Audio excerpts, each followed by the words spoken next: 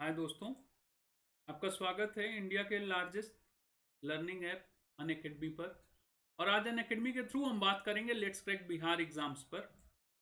मतलब किस तरह से आप अनअकैडमी को फॉलो करके और लेट्स क्रैक बिहार एग्जाम्स को फॉलो करके बीपीएससी द्वारा आयोजित होने वाली कई सारी परीक्षाओं को पास कर सकते हैं। तो ये मैं अपने बारे में बता दूं तो मैं बेसिकली हिंदी से नेट हूँ। मैंने यूपीएससी का भी इंटरव्यू फेस किया है 2017 में। इसके अलावा 3 साल से ज़्यादा का टीचिंग एक्सपीरियंस है मुझे। मैं राहुल कुमार मिश्रा हूँ।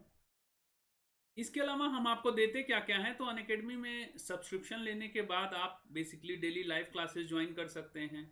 मुझसे या मेरे जैसे और भी एजुकेटर्स से रोज जुड़ सकते हैं, अपने डाउट्स पूछ सकते हैं, कमेंट सेक्शन ओपन रहता है। अपने डिस्कशंस में आप पार्टिसिपेट कर सकते हैं। लाइव टेस्ट होते हैं, क्विजेज होते हैं, उनसे अपनी तैयारी को आप इवेलुएट कर सकते हैं, अपनी परफॉर्मेंस को देख सकते हैं। स्ट्रक्चर्ड कोर्सेज हम आपको यहाँ प्रोवाइड करते हैं। इसका मतलब कि वन स्टॉप सोल्यूशन है ये आपके फिलहाल बीपीएससी के लिए। और यहाँ पे मैं अगर आपको करवा रहा हूँ तो मैं एक स्ट्रक्चर्ड मैनर में आने वाले 1 से 1.5 महीने के अंदर आपका पूरा मेंस का 65th बीपीएससी के लिहाज से कंप्लीट कर दूंगा सिलेबस। और उसके बाद मेंस की और भी एक्स्ट्रा क्लासेस में लेता रहूंगा। इसके अलावा देखिए तो अनलिमिटेड एक्सेस है आपको। मतलब आप मल्टीपल टाइम्स विजिट कर सकते हैं, मल्टीपल टाइम्स देख सकते हैं वीडियोस को। तो ये भी एक अच्छी बात है आपके लिए, क्योंकि जो बेसिकली लाइव क्लासेस होती हैं या फिर आप कहिए ऑफलाइन क्लासेस होती हैं, सॉरी, तो ऑफलाइन क्लासेस ऐसी होती हैं कि उसको आप एक ही बार देख सकते हैं। तो यहाँ पे आपको वो सारी सुविधाएं भी मिल रही हैं। ये कुछ हमारी लाइव क्लासेस हैं, कुछ एजुकेटर्स हैं, और ये अपकमिंग कोर्सेज हैं जिनको आप चेकआउट कर सकते हैं। अब बात करते हैं किस तरह से हम आप यहाँ पे सब्सक्रिप्शन ले सकते हैं। आप तो 12 महीने का सब्सक्रिप्शन अगर आपको लेना है तो उसकी फीस है 7,000 रुपये। लेकिन अगर आप मेरा कोड फिल कर देंगे RKMUS तो आपको ये फीस पड़ेगी 6,300 रुपये की। ठीक है, मतलब लगभग 525 रुपये महीने। इसके अलावा बात करें तो 24 महीने या 2 साल के लिए जो कोर्स है वो 7,560 रुपये का है। ठीक है, और इसमें 315 रुपये लगभग EMI आपको आएगी, और उसमें भी आपको मेरा ये कोड फिल करना पड़ेगा तब। तो बहुत जेन्युइन फीस है, और इसमें आप अपनी पूरी तैयारी, मुकम्मल तैयारी कर सकते हैं, पीटी मेंस सभी चीज की, बहुत कम फीस में। और यहाँ आप देखेंगे तो फीस का डिफरेंस भी बहुत ज़्यादा कुछ है नहीं, 1200 का है। तो मैं सजेस्ट करूंगा आप 24 महीने वाला कोर्स लीजिए अगर आपको लगता है कि आपको बीपीएससी सीरियसली देना है। तो ये दोस्तों बेसिकली अगर बात करें हम, तो ये बेसिकली आज हम बात करेंगे बीपीएससी के सेकेंड पेपर पर। सेकेंड पेपर पर कृषि जोखिम और प्रधानमंत्री जो फसल बीमा योजना है उस पर बात करनी है हमें, कि किस प्रकार कृषि जोखिम और प्रधानमंत्री फसल बीमा योजना एक दूसरे से जुड़े हुए हैं। और अभी तक जो प्रधानमंत्री फसल बीमा योजना जो बहुत कहा गया था कि एक बहुत महत्वाकांक्षी योजना है, उसके माध्यम से वो उभरी थी। लेकिन क्या उसका अनुभव अभी तक ऐसा रहा, या उसने कृषकों को उतनी राहत उपलब्ध करवाई जितनी होनी चाहिए थी, या फिर वो वादा ही रह गया ना। और वादा टूट जाया करता है अक्सर। ठीक है, तो यहां देखिए बेसिकली होता क्या है कि कृषि क्षेत्र से जुड़े जोखिमों को अगर हम समझें तो हम लगभग आज ये 6वां लेक्चर अपना कर रहे हैं एग्रीकल्चर से जुड़ा हुआ। तो आपको भी पता है कि भारतीय कृषि में किस तरह के जोखिम जुड़े हुए हैं, 2 तरह के, एक उत्पादन से, एक बाजार से। पहले तो किसान को फार्म में वहां पे अपने खेत पे एक जंग लड़नी पड़ती है, और उसके बाद जब वो जंग जीत जाता है तो उसको अगली जंग किससे लड़नी पड़ती है, बाजार की जो शोषणकारी ताकतें हैं उनसे लड़नी पड़ती है। तो इसको ऐसे समझिए कि जो उत्पादन जोखिम होता है ये तो पारंपरिक प्रकृति का होता है। ठीक है, इसकी एक ट्रेडिशनल तरीका है, क्योंकि आज ही नहीं है, आज जरूर उस उत्पादन जोखिम की बारंबारता बढ़ गई है जलवायु परिवर्तन के कारण और सारी चीजों के कारण, मानसून की अनिश्चितता के कारण। लेकिन वो पहले भी था, मतलब मानसून पहले भी अस्थिर रहा करता था, ऐसा मतलब बहुत अच्छा ट्रेंड नहीं रहा था ना। आपको फेमाइंस दिखते हैं, बहुत सारे सूखे दिखाई पड़ते हैं आपको, जो मतलब स्वतंत्रता के पहले के भारत में और स्वतंत्रता के बाद के भारत में भी दिखते हैं।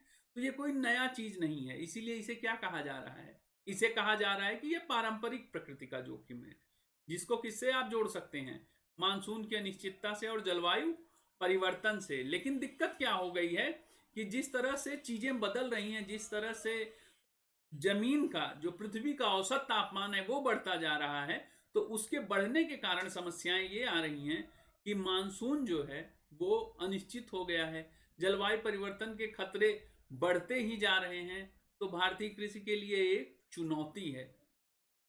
ये हुई उत्पादन जोखिम की बात। अब हम बात करते हैं बाजार जोखिम की।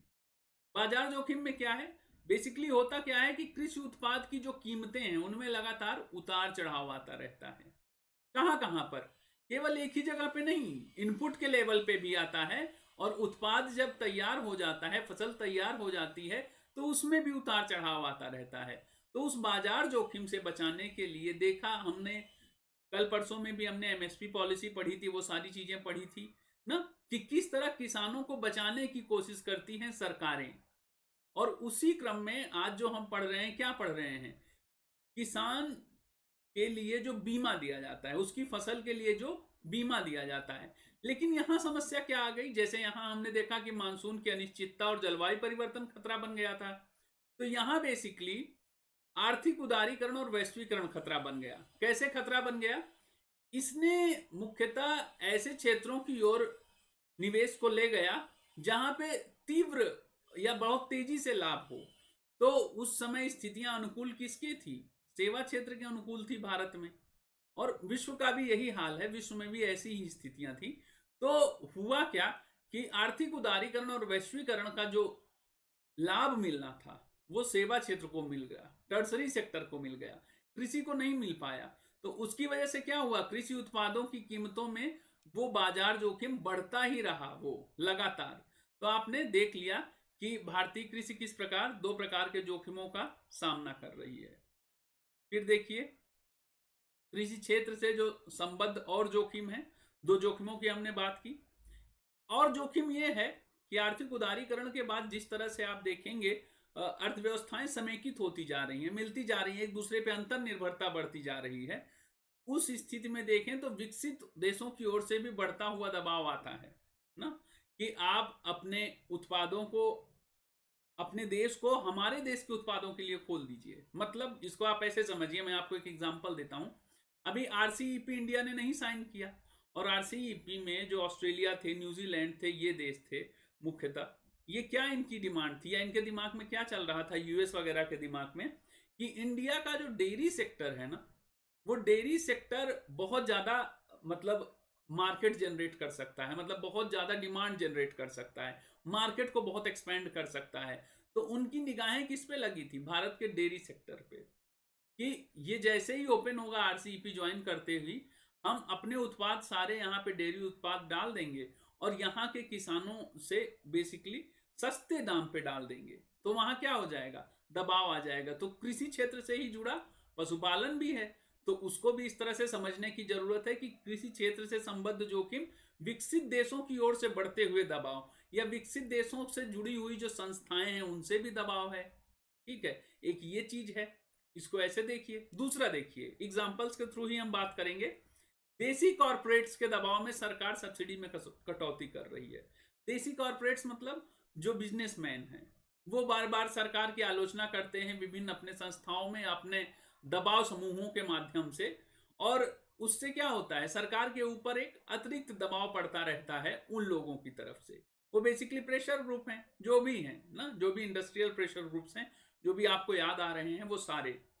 इसके अलावा आप देखिए, एक तबका है, वो तबका कैसा है, वो जब आप किसान ऋण माफी की बात होती है ना, तो वो उठ के खड़ा हो जाता है कि किसान ऋण माफी जो है वो समाधान नहीं है, कोई और तरीका होना चाहिए, ऐसे कैसे। तो वो एक तरह से वो एक ग्रुप है जो उस तरह की बातें उठाता है। ठीक है, वो भी कॉर्पोरेट्स के ही ग्रुप हैं, और वो सरकार पे दबाव बनाते हैं कि आप एग्रीकल्चर को किसी भी तरह से उस तरह से पैसा ना दीजिए, पैसा देना है तो हमको दीजिए। ठीक है, और कुछ तरह की मतलब लोन वगैरह माफ करना है तो हमको कीजिए, किसानों की ऋण माफी मत कीजिए। तो ये चीजें भी कृषि क्षेत्र पर जोखिम लगातार बढ़ाती जा रही है। एग्जांपल्स के थ्रू आप समझेंगे तो आपको समझ में आएगा। जिसके कारण हो क्या रहा है कि किसानों को जो दी जाती है सहायता प्रणाली, वो लगातार कमजोर होती जा रही है। ठीक है, वो कमजोर होने के कारण क्या हो रही, किसानी में अब उस तरह से लाभ नहीं रहा, किसानी गैर लाभकारी रही। मैंने परसों आपको पढ़ाया भी था ना, एक सर्वेक्षण हुआ था, सरकार ने कराया था, तो वहां पे क्या पता चला था कि 40% किसान जो है ना, वो अगर उनको विकल्प उपलब्ध हो जाए तो वो किसानी तक छोड़ने के लिए तैयार है। तो आप सोचिए कि किसानी गैर लाभकारी हो गई और किसानों को दी जाने वाली सहायता प्रणाली कोलैप्स कर गई, फेल्योर हो गई, पूरी तरह से फेल कर गई, तभी तो ये चीजें हो रही हैं। कोई अपना रोजगार क्यों छोड़ना चाहेगा ना, वो इसीलिए छोड़ना चाहेगा क्योंकि उसे उसमें अपना फ्यूचर नहीं दिखता है, उसे ये दिखता है कि इसमें तो मेरी रोजी रोटी भी नहीं चल पाएगी। तो वो सारी चीजें हैं। आगे चलिए देखते हैं। फिर देखिए, एनएसएसओ की कुछ रिपोर्ट आई थी। वो क्या कहती है, वो भारत के संदर्भ में बताती है कि कृषि इनपुट की लागत के साथ साथ ना, जो कृषि इनपुट है इनकी लागत तो बढ़ ही रही है, आपको भी पता है। जिस तरह से मुद्रास्फीति वगैरह बढ़ती रहती है, वो सभी चीजों में दिखती, बीज में भी दिखेगी, यूरिया में भी दिखेगी, उर्वरकों में भी दिखेगी ना, बिजली की कीमतों में भी दिखेगी। तो इनपुट लागत तो लगातार बढ़ रही है, जिसकी वजह से हो क्या रहा है कि जो छोटे और सीमांत किसान हैं ना, इनके पास उतनी होल्डिंग कैपेसिटी भी नहीं होती है कि ये जब सस्ती हो, बीज सस्ते हो, उर्वरक कुछ, तो ये खरीद के रख लें। इनके पास तो यही है कि तुरंत ही जाएंगे, 2-4 बोरी 10 बोरी जितना भी खरीद के ले आएंगे, उसको यूज करेंगे। तो होता क्या है कि इनका उपभोग व्यय लगातार बढ़ता जा रहा है। ठीक है, छोटे और सीमांत किसानों का जो उपभोग व्यय है कृषि इनपुट की लागत बढ़ने के साथ लगातार बढ़ता जा रहा है, लेकिन उस अनुपात में कृषि उत्पादों की कीमतें नहीं बढ़ रही हैं। ये ध्यान देने वाली बातें हैं। क्यों? क्योंकि कृषि उत्पाद की कीमतों पे लगातार कई रिस्ट्रिक्शंस लगे हैं, जिसको हमने देख लिया अपने पिछले अभी स्लाइड्स में। और क्या हुआ है, और डब्ल्यूटीओ के द्वारा कृषि सुधारों पर जोर देने के कारण न्यूनतम समर्थन मूल्य की व्यवस्था के साथ साथ कृषि सब्सिडी व्यवस्था भी कमजोर पड़ रही है। तो विश्व व्यापार संगठन का एक अलग दबाव काम करता रहता है भारतीय सरकार के ऊपर कि आप न्यूनतम समर्थन मूल्य की व्यवस्था इस तरह से करिए, या इतना ज्यादा उनको एमएसपी या सपोर्ट प्राइस मत दीजिए। वो सारी चीजें एग्रीकल्चर सब्सिडी पे वो बात करते हैं, तो वो सारी चीजें भी कमजोर पड़ रही हैं। और इन्हीं के कारण क्या उम्मीद किया गया, एक ऐसे तंत्र की जरूरत महसूस की गई जो किसानों को बेसिकली, जो किसानों की रिकवरी है ना, जो उन्हें नुकसान हो वो रिकवरी कैपेसिटी बढ़ाई जा सके। फिर देखिए, जोखिम प्रबंधन की पूर्व व्यवस्थाएं, मतलब जो ये किसानों के सारे जोखिम की हमने बात की, ये ऐसा तो है नहीं कि अचानक से ये समस्याएं आ गई 1990 के बाद, ऐसा नहीं था। चीजें चल रही थी पीछे से, लेकिन जब समस्या गंभीरतर होती गई तो 2003 में सरकार का ध्यान यहां पे जाता है, और इसी कृषि जोखिम से निपटने के लिए उसने फसल आय बीमा योजना प्रारंभ की थी।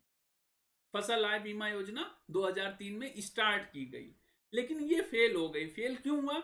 क्योंकि इंडिया उस तरह से तकनीकी रूप से दक्ष नहीं था, तकनीकी समर्थन नहीं मिल पाया इंडिया को, और उसकी वजह से क्या हुआ, जो इसका उद्देश्य था, जो पवित्र उद्देश्य था राष्ट्रीय फसल बीमा योजना का, वो भी, फसल आय बीमा योजना का, वो भी नहीं हो पाया पूरा। इसके बाद क्या होता है, इसके बाद होता है बेसिकली एक और योजना आती है, राष्ट्रीय फसल बीमा योजना, नेशनल फसल बीमा योजना। ये क्या है, ये एक क्षेत्र आधारित दृष्टिकोण के साथ प्रारंभ की गई है, लेकिन ये भी बहुत सफल नहीं रही उस तरह से। इसका कारण क्या था? किसानों की निरक्षरता और जागरूकता। जागरूकता मतलब उनको, अगर वो जागरूक हो भी तो उनके पास इतना पैसा भी तो होना चाहिए कि वो प्रीमियम भर सकें, या फिर उनको पता हो कि कितनी, किन किन फसलों पे किस किस तरह से चीजें लगाई जा रही हैं। और प्रीमियम रेट भी बहुत हाई था, हमने देखा था लगभग 15% के आसपास प्रीमियम रेट था। तो ये चीजें हैं जिसकी वजह से, और इसके अलावा एक और रीजन, औपचारिक वित्त, हमने बताया पैसा होना भी चाहिए, उसकी एक लिमिटेड रिसोर्सेस थे, जिसकी वजह से ये दोनों प्रयास इनके असफल रहे, चाहे वो फसल आय बीमा योजना थी या राष्ट्रीय फसल बीमा योजना, दोनों उस तरह से काम नहीं कर पाई। फिर क्या हुआ, वर्ष 2016-17 में कृषि बीमा व्यवस्था का जो विस्तार था वो महज 27% क्षेत्र तक था। मतलब अगर मान लीजिए 100 यूनिट एक है पूरे देश में जमीन, तो वहां पे 27% यूनिट, जो 27 यूनिट है बेसिकली, वहीं पे उतने ही क्षेत्रों में बीमा व्यवस्था का विस्तार था। और अगर मान लीजिए 100 खेत में 100 किसान लगे हुए हैं, तो वहां पे कितने किसानों को इस तरह का जोखिम प्रबंधन मिल रहा था? 30% किसानों को, 30 किसानों को। और इन्हीं सीमाओं की पृष्ठभूमि में, क्योंकि देखेंगे तो एक बहुत बड़ा एरिया छूट जा रहा है ना, एक बहुत बड़ा एरिया, लगभग 70% के आसपास का एरिया, उससे भी ज्यादा का एरिया छूटा हुआ है। और आपको पता है कि सिंचाई के साधन उस तरह से उपलब्ध नहीं है पूरे भारत में ना, और मानसून के ऊपर निर्भरता है। तो कुछ तो उन्हें एक मतलब आशा होनी चाहिए कि अगर हमारी फसल बर्बाद हो जाएगी तो कोई है हमें बचाने वाला, कोई है हमें देखने वाला। तो इन्हीं सीमाओं की पृष्ठभूमि में आवश्यकता किसकी महसूस की गई? किसी एक फसल बीमा योजना की। और वो फसल बीमा योजना क्या थी? प्रधानमंत्री फसल बीमा योजना, उसकी जरूरत थी। ये थोड़े थोड़े से डेटा हैं, इसको भी आप लिखते चलिएगा, आपको जो इंपॉर्टेंट लगे। फिर देखिए इसकी प्रमुख विशेषताओं की बात करेंगे, प्रधानमंत्री फसल बीमा योजना की जो कुछ स्पेशल फीचर्स हैं। तो यहां पे फसल बीमा के दायरे का विस्तार किया गया ना, एक्सटेंड किया गया इसका दायरा। क्या? इससे पहले की जो राष्ट्रीय फसल बीमा योजना थी, जिसकी मैंने जिक्र किया पहले, वो सिर्फ खेत में खड़ी फसलों के लिए ही बीमा सुविधा उपलब्ध कराती थी। मतलब अगर फसल कट गई और उसके बाद कोई आपदा आती है तो वो उसे कवर नहीं करने वाली थी। तो यहाँ पे समस्या क्या थी? किसानी, खेती, ये सब एक घंटे में होने वाला काम तो है नहीं। फसल कटती है तो 3 दिन 4 दिन लग जाता है, लेकिन उस बीच अगर कोई आपदा आ गई ना, जैसे कई इसी सीजन में आपने देखा है, जब गेहूं की फसल कट रही थी ना, तो बरसात होने लगी थी, जब वही कोविड वाला दौर था शुरू का। तो आप सोचिए, तो उस स्थिति में, अच्छा, बहुत ज्यादा उस समय मतलब सारे तो आप मजदूर बाहर थे और लॉकडाउन लगा हुआ था, खेती किसानी भी उस तरह से हो नहीं पा रही थी, तो फसल काटने के लिए लोग भी कम थे। अगर उसी समय आपदा आ जाए और बीमा भी ना उपलब्ध हो, तब तो पूरी फसल बर्बाद हो गई। वो खाएगा कैसे सामने वाला जो उत्पादन कर रहा है ना? तो ये सोचने की जरूरत है। तो इसके लिए क्या था, जब राष्ट्रीय फसल बीमा योजना थी तो इसके लिए किसानों को 15% राशि प्रीमियम के रूप में भुगतान करनी पड़ती थी। पर यहां पे एक समस्या थी, कैपिंग की। कैपिंग मतलब एक सीमित आपको मिलेगा भुगतान, पूरा नहीं मिलेगा। जैसे आपकी फसल की कीमत मान लीजिए 1,000 रुपए है ना, अगर सपोज करिए 1,000 रुपए है, तो आपको जो भुगतान मिलेगा, हो सकता है आपकी फसल पूरी बर्बाद हो गई हो फिर भी ना मिले ना। कितना मिले? कुछ 100 रुपए, 150 रुपए, 200 रुपए। तो पूरे मुआवजे की बात नहीं करता था, ये पूरा मुआवजा नहीं मिल पाता था कैपिंग की समस्या के कारण। इसी और साथ ही नुकसान के आकलन का तरीका भी अस्पष्ट और अपारदर्शी था।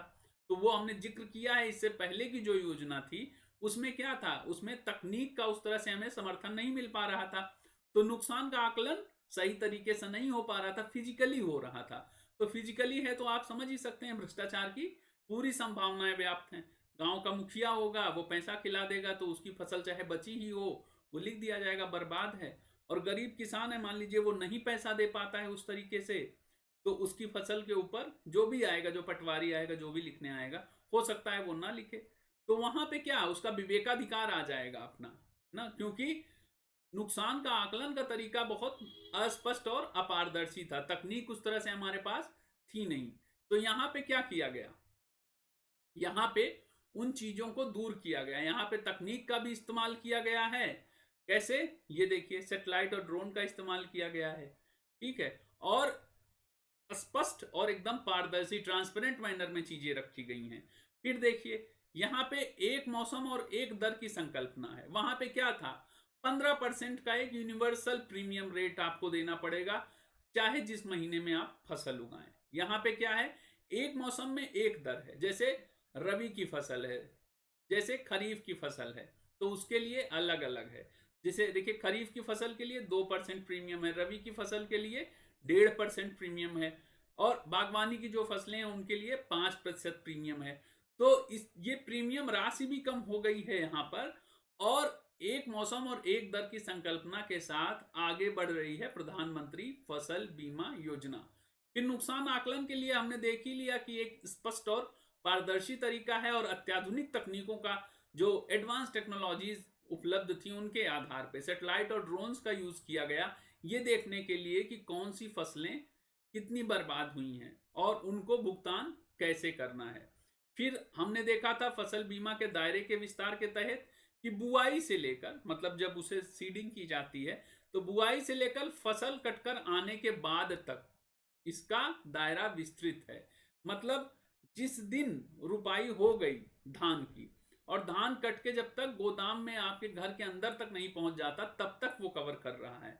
तो ये आपको क्या कर रहा है, एक बेटर आपको एक कवर दे रहा है, एक बेटर कवर उपलब्ध करवा रहा है कि आपकी फसल बर्बाद ना हो। फिर ये देखा हमने कि आकलित नुकसान की पूर्ण भरपाई कैपिंग की सीमा को समाप्त करके, तो वो मैंने बात की ही कि कैपिंग की सीमा को यहाँ पे समाप्त कर दिया गया। एक लिमिटेड था कि 30 या 32% से ऊपर अगर आपकी फसल खराब हुई है तो आपको पूरा पैसा मिलेगा।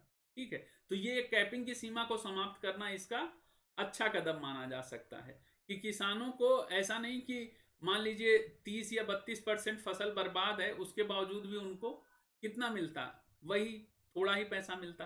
तो यहाँ पे वो चीज भी खत्म की गई। तो कैपिंग की सीमा को समाप्त करने से किसानों के लिए एक मोटिवेशन का काम बनाइए। फिर देखिए मुआवजे के भुगतान की समय सीमा का निर्धारण, वहां पे क्या था, वहां पे जो अंतर था मुख्यतः, वहां कोई इस तरह से समय सीमा निर्धारित नहीं थी। यहाँ पे क्या है, यहाँ पे 25% मुआवजे का भुगतान शीघ्र किया जाएगा। ये शीघ्र मतलब एक हफ्ते के अंदर की बात करता है। शीघ्र मतलब एक वीक के अंदर आपके 25% का भुगतान आपके खाते में आ जाएगा आपके जनधन के तहत। ठीक है, बाकी जो 75% है वो 30 से 45 दिनों के अंदर आ जाएगा। तो ये भी अच्छी चीज है कि आपको पैसा तुरंत मिल जाएगा और आप अगली फसल के लिए आपके ऊपर दबाव नहीं काम करेगा उस तरह से। और किसानों को जाके वापस वो साहूकार और महाजनों से ऋण नहीं लेना पड़ेगा, वो ऋण जाल में फंसने से बच जाएंगे। फिर देखिए बीमा योजना की पहुंच के विस्तार का भी लक्ष्य था कि बीमा योजना बहुत लोगों तक पहुंचे ना। बहुत कोशिश की गई थी कि इसको एक बहुत बड़े एरिया में इंप्लीमेंट किया जाए। और आप देखेंगे ना तो एनडीए की जो सरकार आई है 2014 से, कृषि को लेके बहुत गंभीर रही है ना। लगातार आप देखिएगा तो जो कृषि मंत्री हैं वो भी अच्छा काम करते हैं और जो नहीं करते हैं उनको बदल दिया जाता है तुरंत। और कृषि को लेके नई नई परियोजनाएं, नए नए तरीके से चीजें चल रही हैं। वो बात अलग है कि कृषि फिर भी नहीं उबर पा रही है, कृषि में संकट लगातार बना हुआ है ना, कृषकों के आंदोलन लगातार हो रहे हैं, वो सारी चीजें हैं। लेकिन ऐसा नहीं है, कोशिश की जा रही है किसानों के लिए इस सरकार की तरफ से। 2014 से ही वो कोशिश लगातार जारी है। आप देखेंगे तो आपको मोटे मोटे योजनाएं भी बहुत सारी दिखाई पड़ेंगी। अब वो कितनी जमीन पे प्रतिफलित होती हैं वो अलग एक चर्चा का विषय है। उसमें बहुत सारे स्टेक होल्डर्स होते हैं, बहुत सारे कारक जिम्मेदार होते हैं, तो उसको बहुत रेगुलेट उस तरह से नहीं किया जा सकता। फिर देखिए राज्य स्तर पर एक बीमा कंपनी को योजना के क्रियान्वयन की जिम्मेदारी सौंपी गई। तो यहाँ पे किया क्या गया, जैसे बेसिकली आप देखिए कि अलग अलग स्टेट्स हैं ना, आपके यूपी में है, बिहार है आपका, या झारखंड है, तो हर स्टेट में अलग अलग जो बीमा कंपनी है उनको ये जिम्मेदारी सौंपी गई कि आप किसानों का फसल बीमा करिए। जहां पे जिसकी अवसंरचना बेहतर है, जैसे आप सोचिए आपके यहाँ हो सकता है आपके क्षेत्र में एसबीआई बेहतर हो, किसी के क्षेत्र में बीओबी बेहतर हो, बैंक ऑफ बड़ौदा बेहतर हो, तो वहां पे क्या किया जाता है, उसी बैंक में लोग अकाउंट खोलते हैं या उसी बैंक में ज्यादा ट्रांजेक्शन होता है। तो ऐसे ही बीमा कंपनियों का भी है।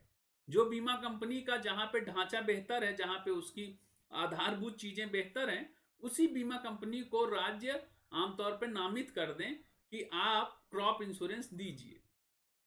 ठीक है, agriculture insurance company of India, United insurance company of India, ये कुछ कंपनीज हैं जो फूड ग्रेन्स से संबंधित इंश्योरेंस देती हैं।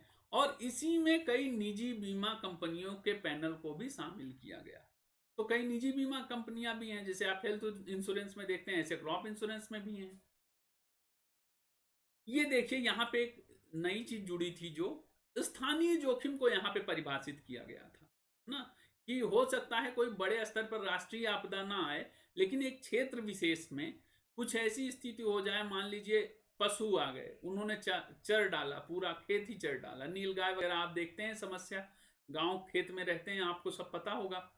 तो पशु खराब कर दिए, या कटाई के बाद मान लीजिए चक्रवात आया या बरसात बहुत तेज हो गई।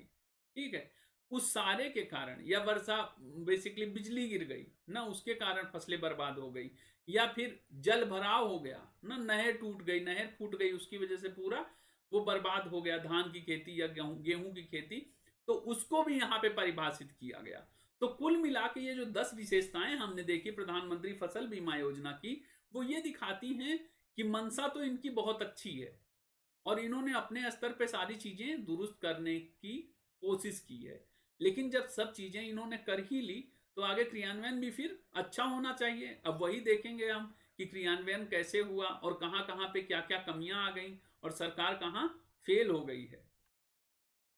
आगे देखिए फिर, ये बेसिकली हाल के सुधार हैं। इसको ऐसे समझिए कि इन्होंने नियम कानून कुछ बनाए, नियम कानून बनाने के बाद जो 10 ये नियम कानून बने, फिर भी होता क्या है कि कुछ लूप होल्स दिख जाते हैं ना उनमें, तो उनको दुरुस्त करने के लिए जो कुछ नई विशेषताएं जुड़ी थी वो क्या थी कि राज्यों को यह योजना कार्यान्वित करने के लिए अपनी बीमा कंपनियां स्थापित करने की भी अनुमति दे दी गई कि स्टेट जो है अपने इंश्योरेंस कंपनीज भी स्थापित कर सकते हैं। एक तो ये चीज, क्योंकि हो सकता है कई राज्यों में बीमा जो कंपनियां हैं, निजी बीमा कंपनियां हैं, उनका आधार उस तरह से विस्तृत ना हो, तो राज्य अपने स्तर पर पहल कर सकता है बीमा कंपनियां स्थापित करके।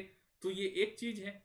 दूसरी चीज क्या है, इस योजना के परिचालन संबंधी दिशा निर्देशों में भी कुछ संशोधन किए गए, कुछ अमेंडमेंट किए गए। क्या थे कि दावों के निपटान में निर्धारण तिथि से 2 महीने से अधिक की देरी के लिए बीमा कंपनियों को 12% ब्याज का भुगतान करना होगा। मतलब मान लीजिए आपने डॉक्यूमेंट्स में लिख लिया कि 12 मार्च को इनकी फसल बर्बाद हो गई, उसके बाद आपका निपटान होना चाहिए, जो दावा आपने किया है उस पर आपने साइन किया है, उसका निपटान 2 महीने के अंदर अगर नहीं होता है तो बीमा कंपनियों को क्या करना होगा, जब भी वो निपटान करेगी 2.5 महीने पे, 3 महीने पे, बाकी पैसे को भी वो जो देगी तो वो 12% ब्याज के साथ भुगतान करेगी। ठीक है, अब ये कहने को ठीक है, कागज पे कितना उतरा ये चीज अलग बात है।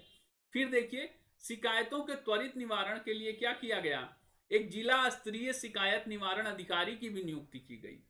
हर स्टेट पर एक शिकायत निवारण अधिकारी की भी नियुक्ति की गई और राज्य और जिला शिकायत निवारण प्रकोष्ठों का भी सृजन किया गया। मतलब कस्टमर केयर जैसा समझिए कि जहां पे आप अपनी चीजें लेके जाएंगे, अपने दावे लेके जाएंगे, उनकी बात करेंगे, तो वो अधिकारी जिम्मेदार होगा और वो उसकी जिम्मेदारी बनेगी उस शिकायत को दूर करना। फिर देखिए, पीएमएफबीवाई का अब तक का प्रदर्शन ना, ये इंपॉर्टेंट है और ये पूछा भी जा सकता है आपके बीपीएससी के एग्जाम में, यूपीएससी के एग्जाम में, यूपीपीसीएस में, कहीं भी पूछा जा सकता है ये। ठीक है, क्योंकि ये ऐसा टॉपिक है जिस पर मतलब जो भी स्टेट पब्लिक सर्विस कमीशन होती हैं उनका ध्यान रहता है, क्योंकि योजनाएं सबको याद रहती हैं, योजनाएं मोर ओवर आपको भी पता ही रही होंगी। ठीक है, इसके बारे में 2-1 पॉइंट हो सकता है ना पता रहा हो, बाकी सब आपको भी पता रहा होगा, लेकिन इसका प्रदर्शन कैसे हुआ और इससे कौन कौन सी चीजें प्रभावित हुई ये बहुत इंपॉर्टेंट है। तो इसको कुछ हेडिंग्स के थ्रू पहले हम देखें ले। एक तो कॉर्पोरेट हितों का ही पोषण करती रह गई, ऐसा दिखता है, प्राइमा फेसी ऐसा दिखता है कि ये कॉर्पोरेट जो इंटरेस्ट है उन्हीं को पूरा करती रह गई। फिर प्रीमियम के नाम पर मनचाही राशि की वसूली की गई, चाहे वो बैंक हो चाहे बीमा कंपनी हो, दोनों। फिर देखिए, मुआवजों के भुगतान से बचने के लिए गलत तरीका अपनाया गया ना, उनको बरगला दिया गया किसानों को ना, या उनको डांट डपट के चुप करा दिया गया। फिर देखिए, बीमाकृत क्षेत्र एवं किसानों की संख्या में गिरावट के बावजूद भी प्रीमियम में वृद्धि हुई। सोचिए कि जो एरिया जो हमने बात की थी 27% एरिया कवर करता है। ठीक है, मतलब बीमा पहले कवर करता था प्रधानमंत्री फसल बीमा योजना से पहले, उस बीमाकृत क्षेत्र में भी कमी हुई है, बहुत ज्यादा अंतर नहीं, मतलब बहुत ज्यादा वृद्धि नहीं हुई है। किसान जो 30% किसान बीमा लेते थे उनमें भी कमी हुई है, इसके बावजूद भी प्रीमियम बढ़ के आ रहा है। और प्रीमियम कैसे बढ़ के आ सकता है जबकि प्रीमियम तो आपने 2, 1.5 और 5% रखा है, 15% भी नहीं है। इसका मतलब कहीं तगड़ा झोलझाल है। फिर देखिए, प्रीमियम का बढ़ते जाना किंतु मुआवजे की घटती राशि, मतलब प्रीमियम बढ़ता भी जा रहा है, यहां पे ये देखिए प्रीमियम बढ़ गया लेकिन मुआवजे की घटती राशि। अरे अगर प्रीमियम बढ़ गया तो मुआवजा भी बढ़ना चाहिए उस तरह से, वो नहीं बढ़ रहा है तो वो पैसा जा कहाँ रहा है, किसके पास जा रहा है? क्रोनी कैपिटलिज्म जैसा कोई सिस्टम तो नहीं बन रहा है ना, जहां पे ब्यूरोक्रेसी या राजनेता और कंपनियां सब आपस में मिलके झोल झाल कर रहे हैं। एक लाइन थी ना बाबा नागार्जुन की कि खादी ने मलमल से गुपचुप 60 गांठ कर डाली है, टाटा बिरला डाल मियाँ की सातों दिन दिवाली है। खादी ने मलमल से, खादी मतलब नेता लोग, मलमल से मतलब उद्योगपति, खादी ने मलमल से गुपचुप 60 गांठ कर डाली है। मतलब आपस में उनमें हो गया है कि ठीक है आप इस तरह से चीजें चलाइए, हम इस तरह से चलाएंगे। और किसका इससे फायदा है? टाटा बिरला डाल मियाँ की सातों दिन दिवाली है, मतलब उनके यहाँ एकदम उत्सव का ही माहौल है। तो क्रोनी कैपिटलिज्म जो हम आज समझते हैं ना, ये उस दौर में 1950 के दशक में बाबा नागार्जुन लिख के चले गए। चलिए फिर आगे देखते हैं। प्रधानमंत्री फसल बीमा योजना का अब तक का प्रदर्शन, इस पर जो हम बात कर रहे थे। फिर देखिए, प्रीमियम राशि की तुलना में मुआवजा अपर्याप्त है, जिसका हमने जिक्र किया था। फिर अनुमानित नुकसान की तुलना में भी मुआवजा समुचित और पर्याप्त नहीं है।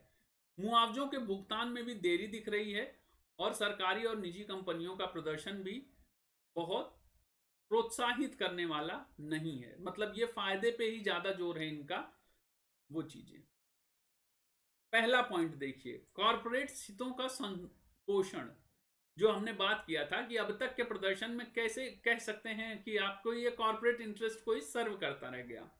अनुभव दरअसल ये बताते हैं, ठीक है, ये जो बीमा कंपनियां हैं, इन्होंने अक्टूबर 2018 तक 66,242 करोड़ रुपए का प्रीमियम का इनको भुगतान किया गया। मतलब इनको 66,000 करोड़ रुपए लगभग मिले। ये कौन स्रोत कहता है? किसान और कृषि विकास मंत्रालय। जबकि इसके मुकाबले फसलों के नुकसान और मुआवजे के दावों के बावजूद किसानों को काफी कम मुआवजा राशि का भुगतान किया गया है, काफी कम, ठीक है, 3/4 भी नहीं, वो सब भी बहुत कम है ना। और जबकि नुकसान बहुत हुआ है, आप देखेंगे तो पिछले 2-3 साल में कृषि को लेके बहुत ज्यादा नुकसान हुआ है और कृषि का आत्महत्या के आंकड़े भी बंद कर दिए गए एनसीआरबी में आना, और तरह तरह की कोशिशें की गई कि कृषकों का जो असंतोष है ना, वो उस तरह से उभर के ना आ पाए। हम कोशिश अपने लेवल पे कर रहे हैं और उभर के ना आ पाए, नहीं तो कृषक असंतोष आ जाएगा तो हमारी हर जगह मध्य पिटेगी, ग्लोबली भी, ठीक है। तो ये तो कारपोरेट हितों का पोषण करता रह गया। फिर देखिए, जो दूसरा पॉइंट हमने देखा था कि प्रीमियम के नाम पर मनचाही राशि की वसूली, मतलब बीमा कंपनियों और बैंकों की आपसी मिलीभगत, दोनों मिल गए हैं, ठीक है, और बीमा के प्रीमियम के नाम पर मनमानी राशि काटी जा रही है। किसान क्रेडिट कार्ड से, किसान क्रेडिट कार्ड होता है, उसकी डिटेल्स वहां पे लिखी हुई होती हैं और वहां पे वो अलाउ होता है उनके लिए कि इतना हम प्रीमियम कट कर लेंगे।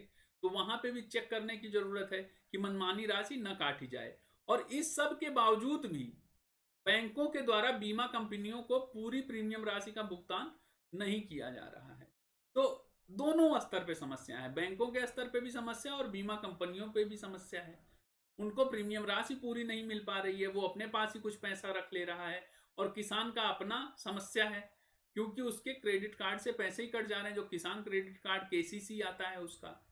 तो यहाँ पे जो तीनों स्टॉक होल्डर हैं, तीनों परेशान हैं, बैंक भी, बीमा कंपनी भी और किसान भी, सबके अपने अपने हित प्रभावित हो रहे हैं। फिर देखिए, मुआवजों के भुगतान से बचने के लिए अनुचित व्यवहार, ये कैसे? दरअसल जो फसल बीमा कंपनियां हैं, ये बीमा दावों के भुगतान से बचने के लिए अपने कई तरीके अपना रही हैं, ठीक है। क्या तरीके अपना रही हैं?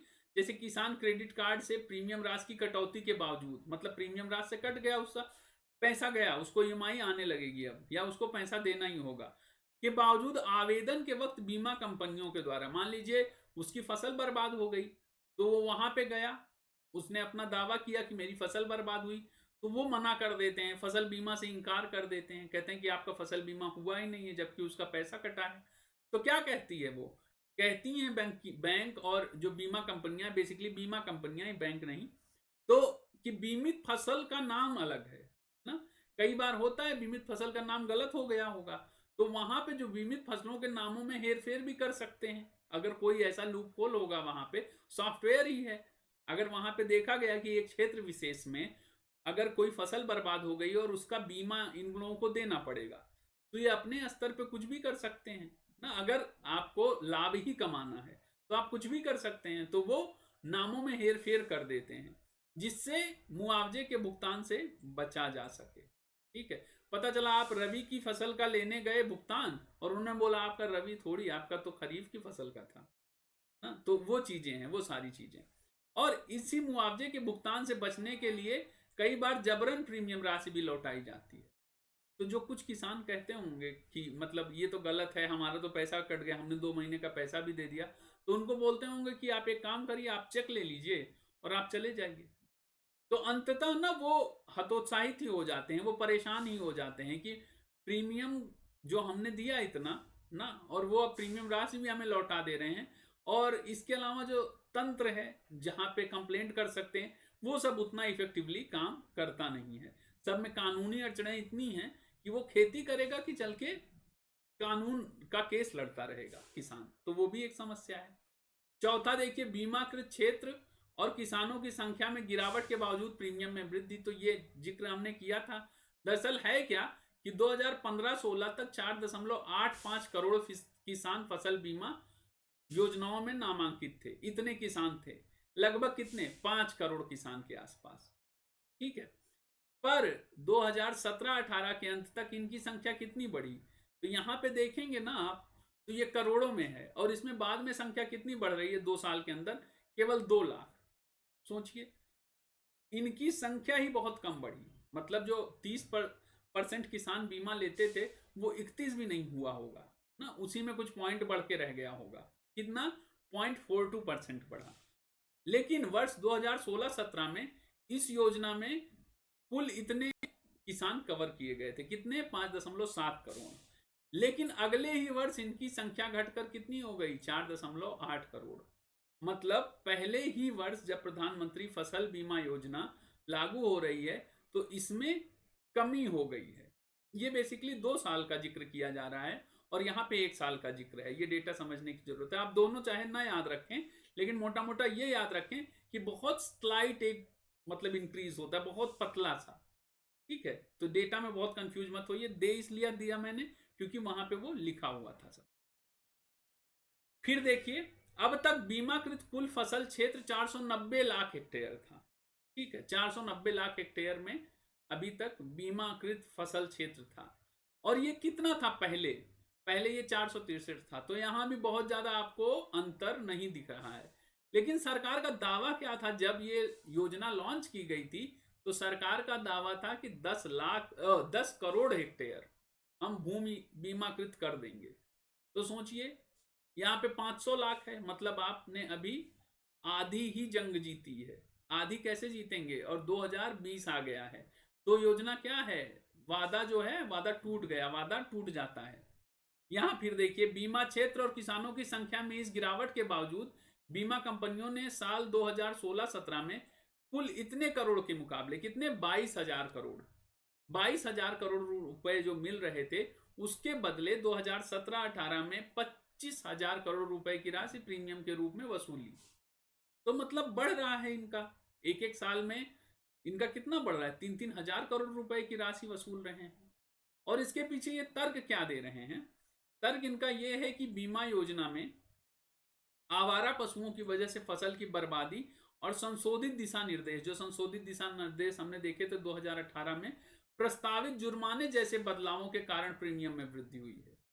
ठीक है, तो प्रीमियम में वृद्धि भी कर दी इन लोगों ने ना। जैसे हो सकता है आपका ईएमआई कटता रहा हो, अगर आप किसान परिवार से हैं, मान लीजिए 800 रुपए एक महीने का, तो जब ये नए दिशा निर्देश आए कि इन चीजों को भी कवर करने की जरूरत है, तो बीमा कंपनियों ने अपने स्तर पे कुछ नियम कानून चेंज करके वो बनाया होगा, और उन्होंने बोला होगा कि 8,000 रुपए या 800 रुपए जो भी मेरा प्रीमियम आ रहा है, इससे हम नुकसान में चले जाएंगे, क्योंकि अब फसल बर्बादी का जो दायरा है और विस्तृत कर दिया गया है।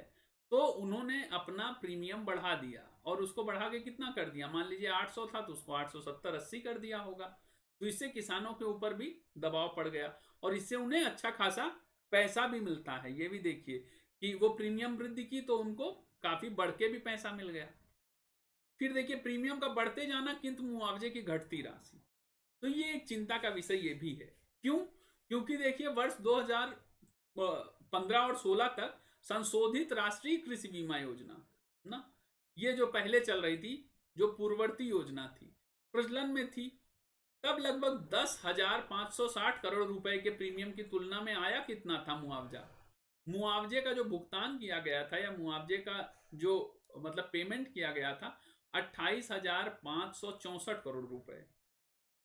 सोचिए, तो यहां पे जितना दिया गया प्रीमियम उससे ज्यादा भुगतान किया गया, किंतु बेसिकली भुगतान क्या किया गया, ये दावा किया गया। भुगतान तो कितना किया गया वो तो आगे आइडिया लगेगा, वो जिन जिन लोगों को मिला होगा, दावा कम से कम इतने लोगों द्वारा किया गया। और यहां पे देखिए दावा ही, ये भुगतान को दावा ही समझिएगा ना। यहां पे किंतु प्रधानमंत्री फसल बीमा योजना के 47,408 करोड़ रुपए के प्रीमियम के एवज में इतने मुआवजों को दावों का ही भुगतान किया गया। मतलब यहां पे भी जो दावे किए गए ना 47,000 करोड़ रुपए में 31,000 करोड़ रुपए के, तो ये भी एक चीज ये निकल के आती है कि दावों का जो भुगतान किया गया या जो दावे किए गए, बेसिकली ये भुगतान को हटा दीजिएगा यहां से, ठीक है। इसमें जो दावे हैं बेसिकली वो 10% की वृद्धि के साथ आ रहे हैं, ठीक है। तो यहां पे ये आपने देखा ना 28,000 से 31,000, तो ये जो ग्रोथ हुई है ये बहुत कम है, लेकिन प्रीमियम देखिए कितना बढ़ गया है 10,560 से 47,408। तो इसको ऐसे देखिए, मोटा मोटा ऐसे देख लीजिए कि इसको इतने आंकड़े मत याद रखिएगा, इतने सब आप याद भी नहीं रख सकते। इसको बस ऐसे देख लीजिएगा कि मुआवजों के दावों के भुगतान में 10% की वृद्धि हुई, जबकि प्रीमियम में 3.5 गुना से अधिक की वृद्धि हुई।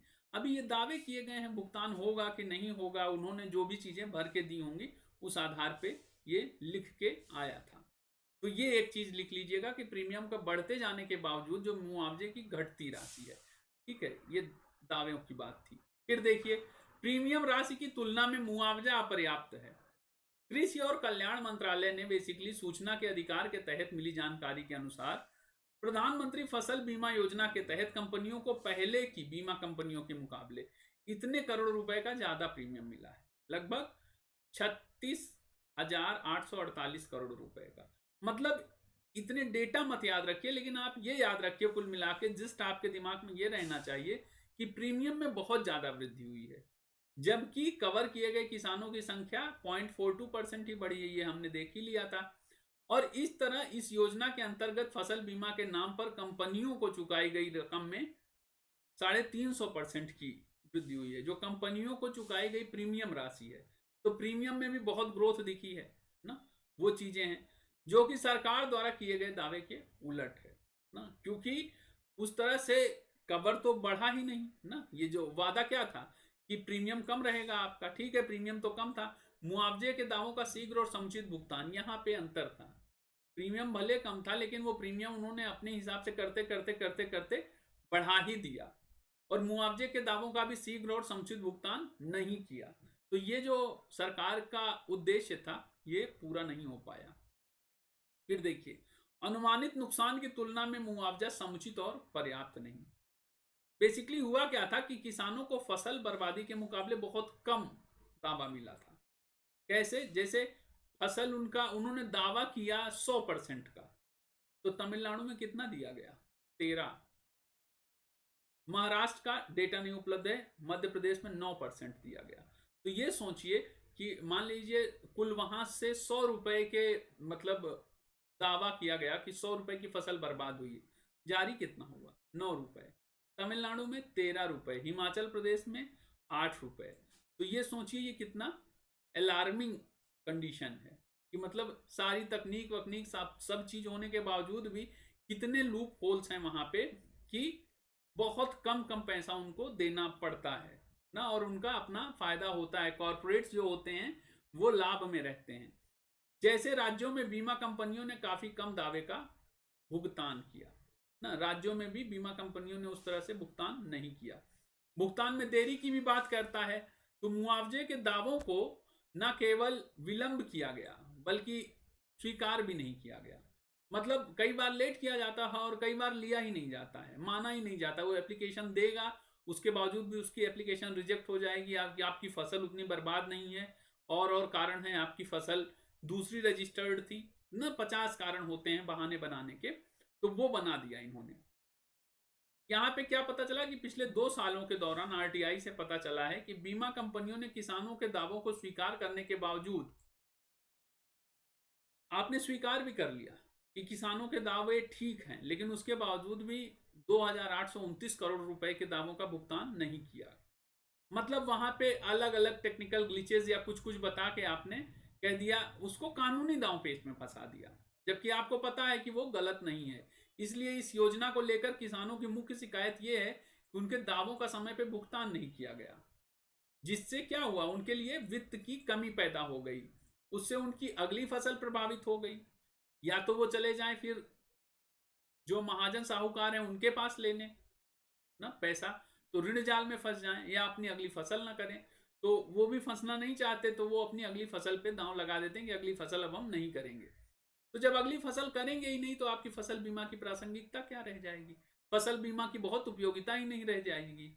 तो देखा जाए तो जो प्रधानमंत्री फसल बीमा योजना के हालिया निर्देश जो हैं ना, कि 2 महीनों के भीतर मुआवजे के दावों का एकदम भुगतान कर दिया जाए, नहीं 12% आपके ऊपर एक्स्ट्रा चार्ज लग जाएगा, आपको ब्याज देना पड़ जाएगा, ये सब बस कागजों तक ही सीमित रह गया है। और ये कॉरपोरेट जो वर्ल्ड है उसके जो माया जाल है ना, उसमें फंस के रह गया है। फिर देखिए सरकारी और निजी कंपनियों का प्रदर्शन। 2016 से 18 के बीच सरकारी बीमा कंपनियों को 24,000 करोड़ रुपए से ज्यादा के प्रीमियम के एवज में किसानों को लगभग इतने करोड़, 17 करोड़, मतलब ऐसे सोचिए कि 24 रुपए उन्होंने लिए और उन्हें 17 रुपए वापस करने पड़े। और निजी बीमा कंपनी देखिए ये और तेज हैं, इन्होंने 23 रुपए लिए और इनको कितना करना पड़ा, 14 रुपए का ही भुगतान करना पड़ा, इसको करोड़ जोड़ दीजिएगा। तो निजी जो बीमा कंपनियां हैं जो केवल लाभ के उद्देश्य से आई थी, जिनका कोई किसानी विसानी बेहतर हो जाए इससे कोई लेना देना नहीं था, तो वो अपना काम करके निकल गई, कॉर्पोरेट्स अपना काम करके निकल गए, तो उन्होंने भुगतान ही नहीं किया। तो बाकी वो पैसा सारा कहाँ गया, वो कहीं गया होगा, जहां गया होगा वो चीजें अब निकल के आएंगी, कभी कोई नई रिसर्च होगी तो उसमें। और सबसे ज्यादा पैसा किसे मिला था, agriculture insurance company of India को सबसे ज्यादा प्रीमियम मिला था। फिर देखिए एक समस्या क्या है, फसलों की अधिसूचना से संबंधित समस्याएं हैं। यहां पे क्या है कि फसलों को जो अधिसूचित करना है ना, उसका दायित्व तो राज्यों का है, किंतु राज्यों के बीच प्रमुख फसलों के चयन में स्पष्टता की कमी है। राज्य जो है ना वो कई बार तय नहीं कर पाते कि कौन कौन सी फसल हमें चुननी है बीमा के लिए, और वहां पे बहुत व्यापक विविधता है, जिसके कारण क्या होता है कि गैर अनुसूचित जो फसल है जो बीमा के अंदर नहीं आती है, लेकिन किसान को आइडिया नहीं है, किसान ने उसे उगा दिया और बाद में उसके बीमा के लिए अगर वो गया तो उसको पता चला आपकी फसल तो बीमा के अंदर कवर ही नहीं होती, तो वो ऑटोमेटिकली क्या हो जाएगा, बाहर निकल जाएगा बीमा कवर से। ये भी एक समस्या का विषय है। फिर देखिए इसके क्रियान्वयन के लिए बेहतर सुझाव क्या हो सकते हैं, एक तो गवर्नेंस के लेवल पे हो ना, अभिशासन के लेवल पे हो, शासन के लेवल पे हो, ग्रामीण अवसंरचना के लिए वित्त पोषण में वृद्धि करके प्रौद्योगिकी के विकास को प्रोत्साहित किया जाए और राज्य सरकारों की क्षमता को बढ़ाया जाए। मतलब जो रूरल इंफ्रा है ना उसको डेवलप किया जाए, और जो वहां पे वित्त पोषण है उसमें वृद्धि की जाए, और प्रौद्योगिकी और टेक्नोलॉजी इनका सब का यूज करके राज्य सरकारों की क्षमता को बढ़ाया जाए कि वो बेसिकली जो दावे हैं उनकी सही जांच कर पाए।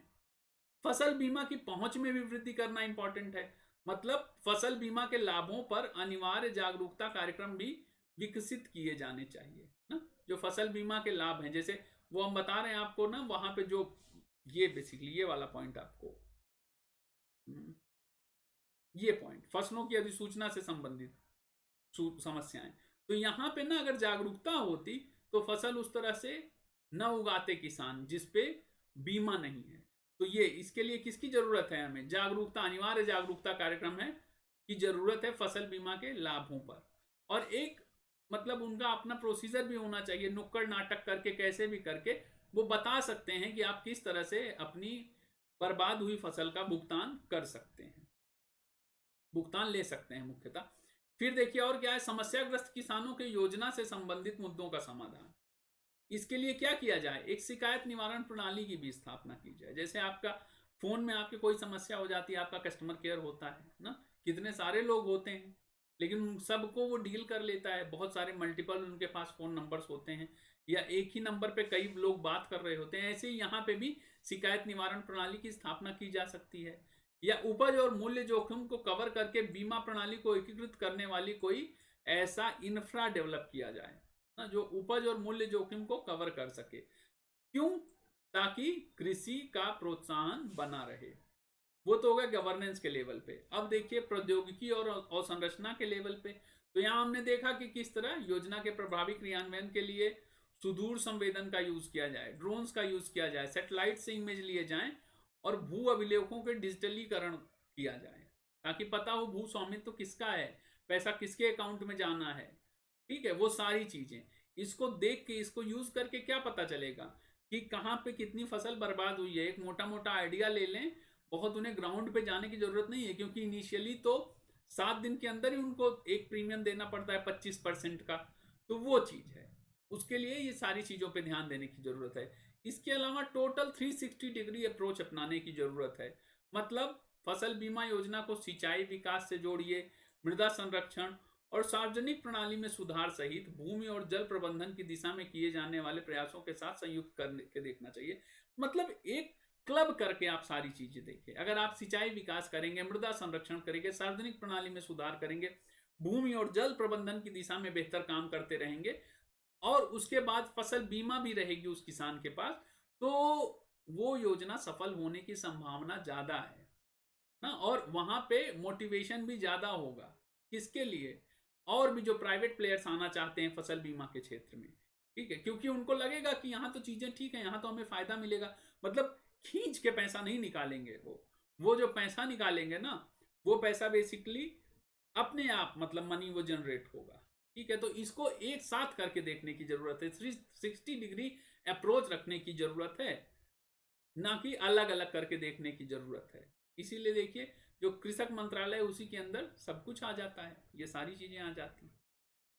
फिर देखिए, इन कल्याणकारी कार्यक्रम में सहभागिता बढ़ाने के लिए भूमि को पट्टे पर देने से संबंधित कानून में परिवर्तन किया जाना चाहिए ना। जो भूमि को पट्टे पर दिया जाता है उस कानून में भी चेंज करना चाहिए, ताकि भूमि को गतिशील बनाया जाए, जिससे कृषि क्षेत्र में हो रहे रूपांतरण में बाधा भी ना आए। तो वो सारी चीजें भी हैं ना, उस पर भी ध्यान देने की जरूरत है। फिर देखिए, राजस्व और रोजगार को सुरक्षित करने और अर्थव्यवस्था को फॉर्मलाइज करने के लिए महिला, किसान, काश्तकार और बटाईदारों को भी इसमें जोड़ने की जरूरत है। ठीक है, क्योंकि अब देखिए बहुत सारे लोग बाहर निकल जाते हैं ना, मतलब वो श्रमिक बन जाते हैं, प्रवासी श्रमिक बन जाते हैं। तो जो महिलाएं हैं, जो किसान हैं, जो काश्तकार हैं, बटाईदार हैं, उनको सबको भी इसमें जोड़ने की जरूरत है, ताकि राजस्व भी जनरेट हो, किसानी भी बनी रहे, खाद्य उत्पादन भी होता रहे, और उनका रोजगार भी चलता रहे, उनका अपना एक रोजगार भी मिल जाए वहीं पे। और इससे सबसे क्या हो, एक गुड इकोनॉमी साइकिल चलता रहे। फिर देखिए, ये IIM अहमदाबाद की रिपोर्ट आई है, इस एक आर्टिकल में पढ़ रहा था, स्क्रॉल पे था, तो वहां पे IIM अहमदाबाद की रिपोर्ट में क्या कहा गया है कि योजना के वित्तीय प्रबंधन को बदलने की आवश्यकता पर जोर दिया है ना, कि योजना जो है, इसका जो फिनेंशियल मैनेजमेंट है उसको दुरुस्त करिए। और बीमा कंपनियों को जो अनुचित मुनाफे की संभावना है ना, उस पर अंकुश लगाइए। मतलब वो जो मुनाफा एकदम कमाने पे होड़ लगी है उनकी ना, कि मतलब 14 रुपए 23 रुपए ले रहे हैं और 14 रुपए दे रहे हैं, मतलब वो करोड़ में आप जोड़िए, तो वो उस पर अंकुश लगाया जाए और उसको चेक किया जाए ना, कि इतना कम कैसे कर रहे हैं और आप इतने फायदे में कैसे हैं। उसको कोई संस्था हो, कैग जैसी कोई संस्था हो, वो देखे, अंकेक्षण करे, ऑडिटिंग करे। इसके अतिरिक्त ऐसी बीमा कंपनियों को ही शामिल किया जाना चाहिए जिनके पास पर्याप्त अनुभव हो ना। बीमा कंपनियां क्या है, बहुत सारी बीमा कंपनियां आ गई, लेकिन जिनके पास एक्सपीरियंस हो, जिनकी एक गुडविल हो, एक अच्छा मार्केट में उनकी इमेज हो, बुनियादी ढांचा हो उनके पास, कि वो चेक कर सके, उनके फील्ड एग्जीक्यूटिव्स हो जो जाके चेक कर सके कि फसल कितनी बर्बाद हुई है। ठीक है, ऐसा नहीं कि किसी भी बीमा कंपनी ने बैठ के दिल्ली से और सारी चीजें डिसाइड कर दे रहे हैं कि बिहार के खेत में कहाँ पे कितनी फसल बर्बाद हुई, चेक यहाँ से कट जा रहा है। ऐसा नहीं, एक तो पर्याप्त अनुभव हो, दूसरा बुनियादी ढांचा, और तीसरी सार्वजनिक सेवा की इच्छा भी हो। ये भी इंपॉर्टेंट है ना। कई बार देखिए कुछ लोग होते हैं ना, वो मतलब उनके अंदर होती है सेवा की इच्छा, ना। जैसे सोनू सूद का एग्जाम्पल आप देखिए, उसने कभी संसाधन का नहीं, मतलब उस तरह से परेशान नहीं हुआ, और उसने कितने प्रवासी मजदूरों को बिहार के, यूपी के ना, उनको उनके घर भेज दिया। तो जो सेवा की इच्छा होती है ना, वो इंसान में होती है, और वो आपके अंदर होगी तो आप कर लेंगे। वो एक इंसान की कर लेंगे, 1 मिनट के लिए, 10 मिनट के लिए कर देंगे ना, तो वो चीज होती है। तो सार्वजनिक सेवा की इच्छा इन बीमा कंपनियों के भी मन में होनी चाहिए। ये IIM अहमदाबाद की रिपोर्ट थी कि इसको और कैसे दुरुस्त किया जाता। तो ये रहा हमारा प्रधानमंत्री फसल बीमा योजना पे जो हमने बेसिकली आपको आज बताया। बेसिकली इसका अनुभव क्या क्या रहा है अभी तक का, इस सफल रही, असफल रही, क्या क्या किया जा सकता है। क्वेश्चन पूछा जा सकता है, बहुत इंपॉर्टेंट क्वेश्चन है। जल्दी हम किसानों की दोगुनी आय से संबंधित जो मुद्दा है कि वो उस पर कहां तक हम खरे उतरे हैं, उस पर भी बात करेंगे। ठीक है, तो आप मेरे वीडियोस को देख रहे हैं लगातार, लाइक भी करिए, शेयर भी करिए और सब्सक्राइब भी करिए। टेलीग्राम चैनल से जुड़ सकते हैं हमारे। लेट्स क्रैक बिहार एग्जाम्स को भी सब्सक्राइब कर लीजिए, और भी एजुकेटर्स की क्लासेस आने लगी हैं। मैं एग्रीकल्चर पे क्लासेस ले ही रहा हूं, और बहुत जल्दी ही एग्रीकल्चर को 8-10 क्लास और लेके लगभग कंप्लीट कर दूंगा सारे मुद्दे। ठीक है, तो अगर आप इनरोल्ड होना चाहते हैं, सब्सक्रिप्शन लेना चाहते हैं BPSC का, तो ये मेरा कोड फिल कर दीजिएगा, RKMUS।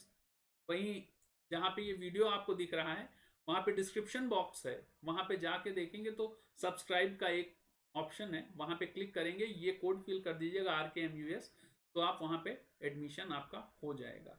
तो थैंक यू मुझे सुनने के लिए, धन्यवाद।